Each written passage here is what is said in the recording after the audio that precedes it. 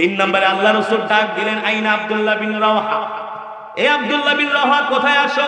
তিন নম্বরে তুমি সেনাপতির দায়িত্ব পালন করবা। যখন তিনজন সেনাপতির নাম ঘোষণা করা হলো, সাহাবীদের আর বুঝতে বাকি রইল না। এতদিন আমরা যত যুদ্ধে গিয়েছি প্রত্যেকটা যুদ্ধে সেনাপতি ছিল একজন, আজকে হলো তিনজন। তার মানে এই তিনজনের একজনও আর কেউ ফিরে আসবে না, তিনজনেই আল্লাহর রাস্তায় শহীদ হয়ে যাবে। সামনে বিশাল কাফের বাহিনী, মৃত্যু তাদের জন্য অপেক্ষা করছে। আর কিছুক্ষণ পরেই তারা মৃত্যুকে আলিঙ্গন করবে, আল্লাহর দ্বীনের জন্য তারা শহীদ হয়ে যাবে।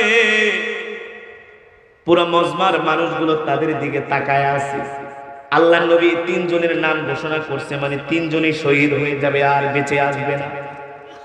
একজন আরেকজনের দিকে তাকায় মুস্কি মুস্কি হাসতেছে। আল্লাহু আকবার, জোরে বলুন আল্লাহু আকবার। আল্লাহ নবী বললেন, যাও তুমি তোমার মার কাছ থেকে বিদায় নিয়ে আসো, শেষ বিদায় নিয়ে আসো। যায়েদ ইবনে হারেসা বলে, গো আল্লাহর রাসূল, আপনি হলেন আমার পিতা, আর আম্মা জান আয়েশা হলেন আমার মা, আপনিও এখানে, আমার মাও এখানে, আমার আর যাওয়ার দরকার নাই। কেমন ছিলেন তাদের ঈমানের পাওয়ার, কেমন ছিলেন দ্বীনের প্রতি তাদের দরদ। ছোট বাচ্চারা বেড়াইতে গেলে নতুন জামা পরে কেমন করে, শিখ সাহাবীরা এর চেয়ে বেশি আরো আনন্দিত ছিলেন। আল্লাহ রাসূল বললেন, জাফর বিন আবি তালেব, যাও তুমি তোমার ছোট দুইটা বাচ্চার স্ত্রীর সাথে দেখা করে আসো, বিদায় নিয়ে এসো। জাফর বিন আবি তালেব দৌড়ে বাড়িতে গেলেন, ডাক দিছে, ইয়া যাওজি তাআলা, এদিকে আসো, ও প্রিয়তমা স্ত্রী। জাফর বিন আবি তালেবের স্ত্রী দৌড়ায় আসলেন, এসে বললেন, স্বামী গো, আমি আপনার জন্য রান্না করতেছি। জাফর বিন আবি তালিব বলে, প্রিয়তমা রান্না বন্ধ করো, তোমার রান্না খাওয়ার সময় আমার নাই। জাফর বিন আবি তালেবের স্ত্রী বলে, কেন গো প্রাণের স্বামী, আপনি অনেক দিন পরে বাড়িতে আসছেন, আমি কি আপনার মনে কোনো কষ্ট দিয়েছি? আপনি কেন এই কথা বলতেছেন? আমি আপনার জন্য কেন রান্না করব না? জাফর বিন আবি তালিব বলে, প্রিয়তমা স্ত্রী, আমি তোমার রান্না কিভাবে খাবো বলো? আল্লাহ রাসূল একটু আগে আমার নাম জিহাদের ময়দানে 2 নম্বরে সেনাপতি হিসাবে ঘোষণা করেছে। আমার আগে একজন, আমার পিছে একজন, আমি মাঝখানে। তার মানে এতদিন যত যুদ্ধে গিয়েছি সেনাপতি ছিল একজন, আজকে হলাম তিনজন। তার মানে আমরা তিনজনের একজনও আর ময়দান থেকে ফিরে আসবো না।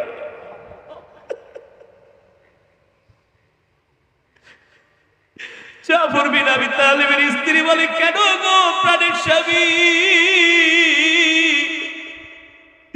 আল্লাহ রাসূল আমাদেরকে যুদ্ধের ময়দানে পাঠাচ্ছেন সেনাপতির দায়িত্ব দিয়ে,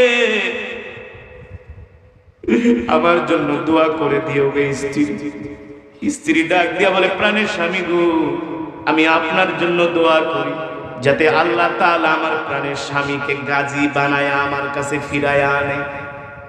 জাফর বিন আবি তালেব বলে, স্ত্রী তুমি আমার জন্য উল্টা দোয়া করো না, আমার নবী আমার জন্য দোয়া করেছেন যাতে আমি যুদ্ধের ময়দানে শহীদ হয়ে যাই।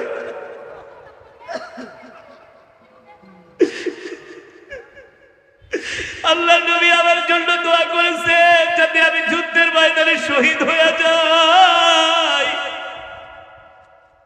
এই কথা শুনে জাফর বিন আবি তালেবের স্ত্রী কান্না করতেছে।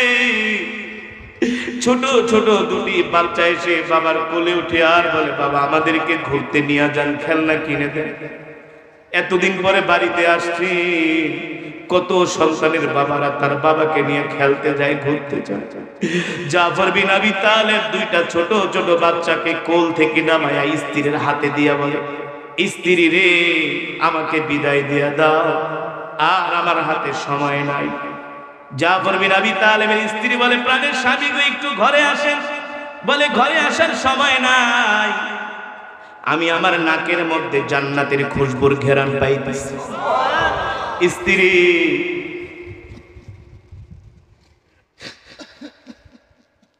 এই দেখাই তোমার সাথে আমার শেষ দেখা না, আমি তোমার জন্য জান্নাতের সিঁড়িতে অপেক্ষা করব। আল্লাহু আকবার। এই কথা বলে জাফর বিন আবি তালেব যুদ্ধের ময়দানে ঘোড়ার তরবারি নিয়ে রওনা হলেন। পিছন থেকে তার স্ত্রী গলা কাটা মুরগির মতো ছটফট করে আর বলে, প্রাণের স্বামী গো, একবার আমার দিকে ফিরে তাকা। জাফর বিন আবি তালেব বলে, ফিরে তাকাইতে বলো না, সন্তানের দিকে তাকাইলে তাদের প্রতি আমার মায়া বেড়ে যাবে। আমি চাই না এই সময় কারো প্রতি আমার ভালোবাসা বেড়ে যায়। তৃতীয় নম্বরে আল্লাহ নবী পাঠালেন আব্দুল্লাহ বিন রাওহা, যাও তুমি তোমার স্ত্রীর সাথে দেখা করে আসো। আব্দুল্লাহ বিন রাওহা রাদিয়াল্লাহু তাআলা আনহু কেবলমাত্র আজকেই নতুন বিবাহ করে স্ত্রীকে বাড়িতে এনেছে। নববিবাহিতা স্ত্রী বাসর ঘরে স্বামীর জন্য অপেক্ষা করতেছে। আব্দুল্লাহ বিন রাওহা ঘরের দরজার সামনে যে বলে, ইফতাহিল বাব ইয়া যাওজি, ও প্রিয়তমা স্ত্রী, ঘরের দরজা খুলে দাও। আব্দুল্লাহ বিন রাওহার স্ত্রী ঘরের দরজা খুলে দিলেন আর ডাক দিলেন, প্রাণের স্বামী গো, ঘরের ভিতরে আসেন, ঘরের ভিতরে আসেন। ঘরের ভিতরে প্রবেশ করেন। আব্দুল্লাহ বিন রাওহা বলে, শোনো প্রিয়তমা স্ত্রী, আমারও ইচ্ছা ছিল আমি তোমার কাছে আসবো, ভালোবাসা নিবেদন করব, তোমাকে আমি প্রাণ ভরে দেখব, কিন্তু সময় হলো না। স্ত্রী ডাক দিয়ে বলে, কেন গো প্রাণের স্বামী, সময় হলো না? আব্দুল্লাহ বিন রাওহা বলে, ও প্রিয়তমা স্ত্রী, আল্লাহ রাসূল আমার নাম জিহাদের ময়দানে 3 নম্বরে সেনাপতি হিসাবে ঘোষণা করেছে। কয় নম্বরে? আমার আগে 2 জন, আমি হলাম 3 নম্বরে। আল্লাহ রাসূল বলেছেন, যুদ্ধের ময়দানে আমাদের জন্য দোয়া করেছেন, আমরা 3 জনই শহীদ হয়ে যাব, আর বাড়িতে ফিরে আসবো না। আল্লাহু আকবার। আব্দুল্লাহ বিন রাওহার স্ত্রী বলে, প্রাণের স্বামী গো, একটু বাড়িতে আসেন, একটু ঘরে ঢোকেন, আপনার চেহারাটা দেখি। আব্দুল্লাহ বিন রাওহা বলে, প্রিয়তমা স্ত্রী, তুমি আমাকে ঘরের মধ্যে ডেকো না, আমি চাই না তোমার চেহারা এখন দেখতে। যদি আমি তোমার চেহারা দেখি, তোমার প্রতি আমার ভালোবাসা, আবেগ বেড়ে যাবে, তোমার প্রতি আমার আকর্ষণ বেড়ে যাবে। আমি চাই না এই সময় দুনিয়ার প্রতি কারো আমার আগ্রহ ভালোবাসা জাগুক। আল্লাহু আকবার। স্ত্রী রিকোয়েস্ট করে বলে, স্বামী গো, আমি হলাম মদিনার সবচেয়ে সুন্দরী কন্যা, আমাকে বলা হয় হুরে মদিনা। অনেক কন্যাদের চেয়ে আমি একজন অসাধারণ। আপনি কি আপনার স্ত্রীকে এক পলক চোখে দেখবেন না?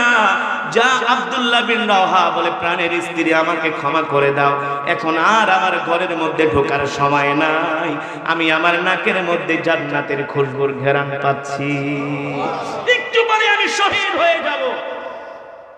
যুবক মুসলমান, আল্লাহু আকবার, জোরে বলেন আল্লাহু আকবার। কেমন ছিলেন তাদের ঈমানের পাওয়ার? সামনে মৃত্যু নিশ্চিত, নিশ্চিত, কোনো সন্দেহ নাই, সামনে মৃত্যু, মৃত্যু। আজকে আমরা মুসলমান যে মৃত্যুকে সবচেয়ে বেশি ভয় পাই, ঠিক না? যে মৃত্যুকে আমরা সবচেয়ে বেশি ভয় পাই, আজকে শুধু যদি মুসলমান মৃত্যুকে ভয় না পেত, অথচ আল্লাহ কোরআনের মধ্যে বলছেন, ইদা জা আজালুহুম লা ইস্তাখিরুনা সাআতা ওয়া লা ইস্তাকদিমুন, মৃত্যু 1 সেকেন্ড আগে হবে না, 1 সেকেন্ড পরে হবে না। তোমার মৃত্যু লেখা যদি হয় জিহাদের ময়দানে, তোমার মৃত্যুই হবে জিহাদের ময়দানে। তোমার মৃত্যু লেখা থাকে যদি 30,000 ফিট বিমানে আকাশে, তোমার মৃত্যু হবে সেখানে। তোমার মৃত্যু লেখা থাকে যদি বাংলাদেশের অন্য কোনো বাইরে, অন্য কোনো রাষ্ট্রে, তোমার মৃত্যু হবে সেখানে। কারণ আল্লাহ তাআলা প্রত্যেকটা মানুষের হায়াতের জিন্দেগি মৃত্যুর সময়টাকে নির্ধারণ করে রেখেছে, ঠিক কিনা বলুন? এই যে গাজা থেকে যখন মুসলমানগুলো পালিয়ে যায়, হামাস মুজাহিদরা বলেছিল, তোমরা মৃত্যুর ভয়ে পালিও না, কারণ মৃত্যু যদি তোমাদের গাজায় লেখা থাকে, তোমাদের গাজায় মৃত্যু হবে। আর তোমাদের মৃত্যু যদি শত্রুর বুলেটের আঘাতে লেখা হয়, মৃত্যু লেখা হয়, সেই বুলেটের আঘাতেই তোমাদের মৃত্যু হবে। পৃথিবীর কোন মানুষ তোমাকে মারতে পারে না, ঠিক কিনা বলুন? একমাত্র হায়াতের মালিক, মৃত্যুর মালিক। আজকে আমরা মুসলমান বুঝি না সেটা। এই কারণে সারা পৃথিবীতে আমরা মুসলমান মার খাই, এই কারণে আমরা নির্যাতিত, নিপীড়িত। আজকে আমরা হক কথা বলি না, আজকে আমরা কোরআনের কথা বলতে ভয় পাই। কিছু মৌলবী আছে ওয়াজে যায় হক কথা বলে, আগে ওয়াজে দেখে কোন কোন নেতা আছে, নেতার চেহারা নেই, একটা ওয়াজ করে। এগুলো হারাম, হারাম।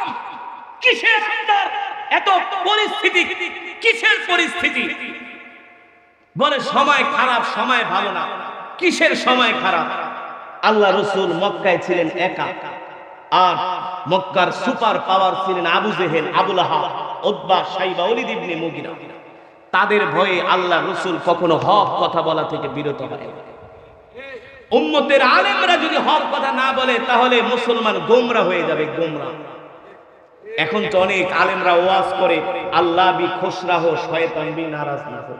আল্লাহকেও খুশি রাখতে চায়, শয়তানকে বেজার করতে চায় না। অথচ আমি আগেই বলেছি, আপনি যদি কোরআনের কথা বলেন তাহলে বেজার হবে শয়তান। কথা বলুন, খুশি হবেন কে? খুশি হবেন কে? এই বাংলাদেশে, পৃথিবীতে বুঝবেন কারা হক্কানি আলেম। আমি আপনাদেরকে হক্কানি আলেম চিনার একটা পরিচয় দিয়ে যাই। বলবো যে আলেমদেরকে সুদখোর, ঘুষখোরেরা, যারা মানুষের উপর অত্যাচার করে, মিথ্যা কথা বলে, ফাসিক, যেই লোকগুলো কোন আলেমের প্রশংসা করবে, বুঝতে হবে ওই আলেম ডালবি, ওই আলেম হলো সমাজের নিকৃষ্ট আলেম। যে আলেমদের প্রশংসা করবে সুদখোর, ঘুষখোরেরা, ফাসিক ব্যক্তিরা, এক কথায় ফাসিক ব্যক্তিরা যদি বলে হুজুর খুব ভালো, তাহলে বুঝতে হবে ওটা হলো শয়তান। কারণ হক্কানি আলেমদের কখনো ফাসিকরা প্রশংসা করবে না। ফাসিকরা সবসময় দরবারি আলেমদের প্রশংসা করবে, হুজুরটা খুব ভালো, খুব সুন্দর ওয়াজ করে, ঠিক কিনা বলুন? বলে কি বলে না? আর যে হুজুর হক কথা বলে কোরআন থেকে, দূর হুজুর জঙ্গি, হুজুর ভালো না, এর মুখের ভাষা ভালো না, ঠিক কিনা বলুন?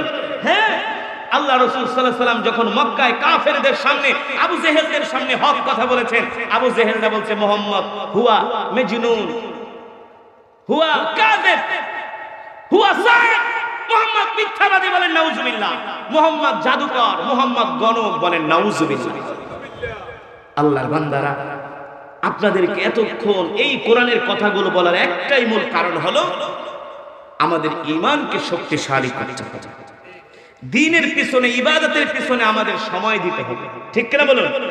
দুনিয়ার পিছনে যতটুকু সময় দিবেন, ইবাদতের পিছনে, আল্লাহর দ্বীন শিখার পিছনে তার চেয়ে আরো বেশি সময় দিতে হবে।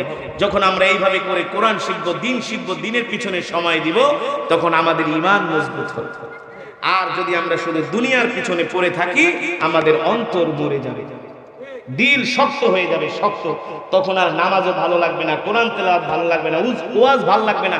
হক কথা শুনলে মনে হবে আপনার বিরুদ্ধে কথা বলা হচ্ছে। আর যখন আপনার দিল নরম থাকবে, আপনার এই দিলের মধ্যে আল্লাহ, আল্লাহ রাসূলের মহব্বত থাকবে, তখন কোরআনের তেলাওয়াত শুনলে আপনার অন্তর বিগলিত হবে, অন্তর বিগলিত হয়ে আপনার চোখ দিয়ে অশ্রু ঝরবে, ঠিক কিনা বলেন? এই কারণে হযরত সাহাবায়ে কেরাম তারা দুনিয়াকে ত্যাগ করেছিলেন, তারা আখিরাত কামাই করার জন্য তাদের জীবনের মূল্যবান সময়, তাদের সম্পদ, পরিবার, পরিজন সব কিছুকে তারা আল্লাহর জন্য কোরবানি দিয়েছে। ঠিক আমরাও রাসূলের সাহাবীদেরকে অনুসরণ করে আমরাও 5 ওয়াক্ত সালাত জামাতের সাথে আদায় করব, সকাল সন্ধ্যা কোরআন পড়ব, আল্লাহর দ্বীনের উপরে চলব, কারো রক্তচক্ষুকে আমরা ভয় করব না, আমরা হক কথা বলবোই, ঠিক কিনা বলবো? কি কথা?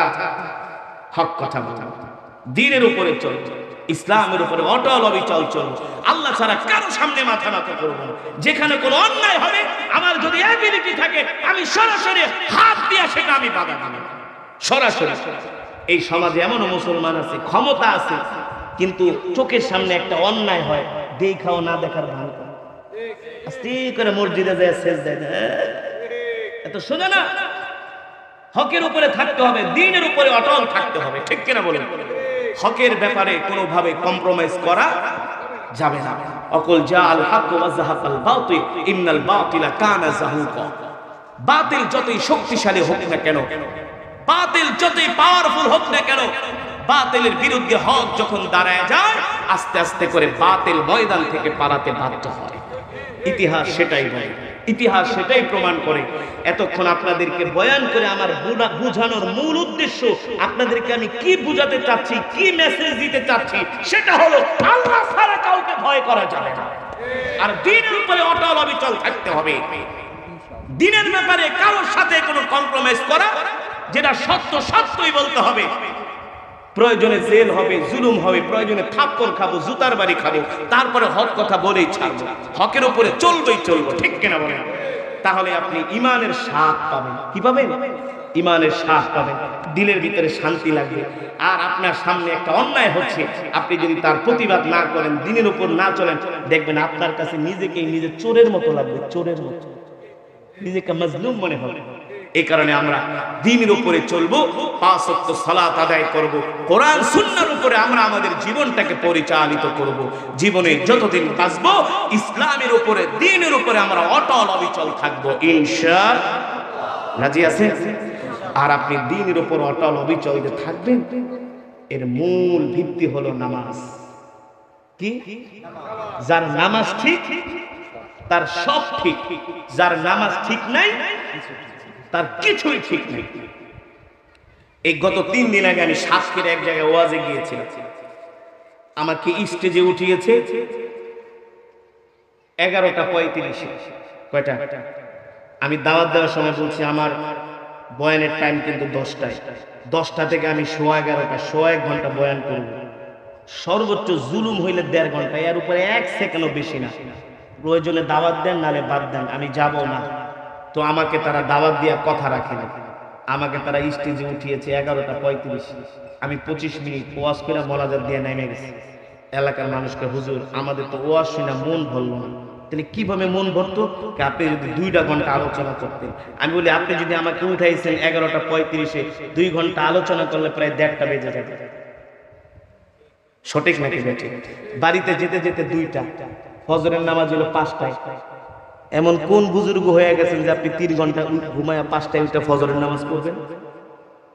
বলেন। এখন চুপ করে আছে। আমি বলি শোনেন, 2 রাকাত ফজরের সুন্নত আর 100 বছরের ওয়াজ, তারপরও 2 রাকাত সুন্নতের সমান সওয়াব হবে? হবে না। আজকে আমরা মুসলমান ওয়াজ শুনতে খুব মজা পাই, মাগার নামাজ পড়তে চাই না। ঠিক কিনা বলেন? ওয়াজ তো হুজুর আপনার এমন তেলাওয়াত শুনি, সারাদিন শুনি হুজুর। কত যুবক, হাজার হাজার যুবক বিদেশে গেলে প্রবাসীরা যেখানে যায় সেখানে হুজুর আপনার এত ভক্ত, সারাদিন তেলাওয়াত শুনি, কি যে মজা লাগে। আমাকে নামাজ পড়ো, হুজুর নামাজটা তো ঠিক মতো পড়তে পারি, অথচ আগে নামাজ ধরতে হবে। ঠিক কিনা বলেন? মান তারাকা সালাতান মুতাআম্মিদান ফাকাদ কাফারা। কাফের আর মুসলমানের মাঝে, মুমিনের মাঝে পার্থক্য হলো মুসলমান মুমিন নামাজ পড়ে, কাফেরেরা নামাজ পড়ে না। এই কারণে ভাই, আপনি যদি আপনার ইমানের স্বাদ পেতে চান, এই দিলের মধ্যে শান্তি পেতে চান, আপনি যদি হকের উপরে, ইসলামের উপরে অটল থাকতে চান, আগে আমাদেরকে নামাজ ধরতে হবে। ঠিক কিনা বলেন? 5 ওয়াক্ত সালাত জামাতের সাথে, তাকবীরুলের সাথে আদায় করতে হবে। আপনি ফজরের সময় আগে উঠে আপনি ফজরের নামাজ পড়তে যাবেন, দেখবেন আপনার দিলের ভিতরে এত শান্তি লাগবে, মনে হয় আপনি দুনিয়ার একজন বাদশা। আর 10টা বাজে ঘুমের তো আপনার নিজের কাছে চোর চোর মনে হইব, চোর, অপরাধ। কথা বলেন? যদি কোন হুজুর কই আমার তো এটা উপলব্ধি হয় না, তাহলে বুঝবেন যে আপনার উপরে গজব ভালো করে পড়ছে, গজব ভালো করে পড়ছে। আল্লাহ রাসূলের হাদিস, যখন আপনার কাছে ইবাদত করতে মজা লাগবে তখন বুঝবেন আল্লাহ তাআলা আপনার ইবাদত কবুল করতেছে। যখন আপনি দেখবেন যে কোরআন পড়তে ভালো লাগছে, আল্লাহ তাআলা আপনার তেলাওয়াত পছন্দ করছে। আর যখন দেখবেন ইবাদতে আপনার অনীহা আসছে, তখন বুঝবেন যে আল্লাহর গজব আপনার উপরে পড়ছে। এই কারণে তওবা করে আগে নামাজের দিকে ফিরে আসবেন, দ্বীনের দিকে ফিরে আসবেন। তাহলে আমরা 5 ওয়াক্ত সালাত আমরা জামাতের সাথে আদায় করব তো ইনশাআল্লাহ। আমরা দ্বীনের কাজে, ইসলামের কাজে, সালাতের পিছনে সময় দিব তো ইনশাআল্লাহ। সাহাবীরা যদি জিহাদের ময়দানে শহীদ হতে পারে, আমরা কি নামাজের জন্য সময় দিতে পারবো না? পারবো না ইনশাআল্লাহ। কে কে পারবেন হাত উঠে আল্লাহকে দেখান, হাত সোজা করেন, হাত সোজা করেন, ইমানদারের মতো, মুনাফিকের মতো না। আল্লাহকে একটা মহব্বতের সাথে ডাক দেন, আল্লাহ। আর জোরে বলেন আল্লাহ। ওয়াদা করলাম আর কোনোদিন নামাজ ছেড়ে দিব না, নামাজ ছেড়ে দিব না। আল্লাহ আমাদের কবুল করে নেন, আল্লাহ আমাদের কবুল করে নেন, আল্লাহ আমাদের কবুল করে নেন। হাত নামান, 5 ওয়াক্ত সালাত জামাতের সাথে আদায় করবেন ইনশাআল্লাহ। আজকের মাহফিলে এসে আপনারা খুশি নাকি বেজার? খুশি তো ইনশাআল্লাহ।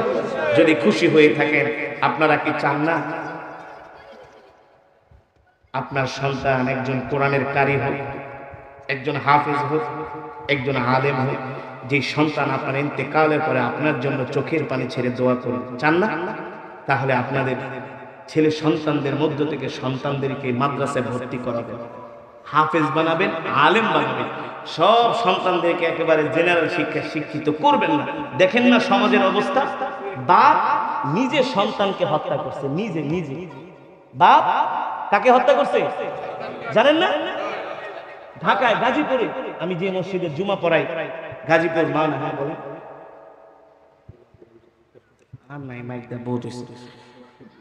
হ্যাঁ, বাবা সন্তানকে হত্যা করেছে, কারণ সন্তান নেশার টাকার জন্য মাকে মারে, প্রতিদিন বাবার গায়ে হাত দেয়। আজকে সন্তান যে বাবার গায়ে হাত দিচ্ছে কারণ কি?